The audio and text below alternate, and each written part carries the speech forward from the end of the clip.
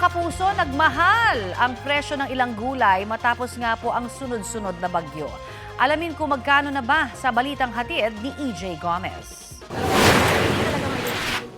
Ilang linggo na raw nahihirapan sa pagkuha ng mga supply ng gulay na kanilang ititinda si Realin. Nabawasan daw kasi ang supply mula sa mga probinsya kasunod ng mga nangyaring lindol at bagyo. Kaya ang mga presyo dumoble o higit pa kada kilo. Yung pinaka-main reason talaga po is yung bagyo natin na una po yung lindol, tapos dumaan yung bagyong Tino, sumunod po yung bagyong Juan. Kaya doon po talaga pumalo na sunod-sunod ang pagtaas ng gulay. Dito sa Tandang Sora Market sa Quezon City, ang kada kilo ng bell pepper nasa 450 pesos ngayon na dating 250 pesos. Ang siling green, mahigit doble ang itinaas sa presyong 400 pesos mula sa 180 pesos lang. Ang siling labuyo, 500 pesos na ang kada kilo.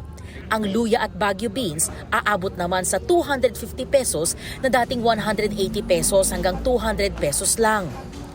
Tumaas naman ng 100 pesos ang kada kilong lettuce na nasa 300 pesos ngayon. Ibinebenta ang repolyo na aabot sa 160 pesos. Ang kamatis, 160 pesos din ang kada kilo. At ang sibuyas, mas mahal ngayon ng 70 pesos na mabibili sa 250 pesos. Tumaas din ang kada tali ng mga dahong gulay, gaya ng dahon ng sili at ampalaya, pati na ang talbos ng kamote. Ang dating presyo na tig 10 pesos lang, nasa 15 pesos na hanggang 25 pesos. Samantala, wala naman nagbago sa presyo ng patatas, bawang, broccoli, sayote at kalabasa. Bumaba naman ang presyo ng carrots na nasa 200 pesos ngayon. Gayon din ang talong na 160 pesos hanggang 180 pesos. Si Liani, todo tipid daw sa pamimili. Pechay, yun lang. Tapos isda na tilapia kasi mahal ngayon eh. Sakto lang din yung budget.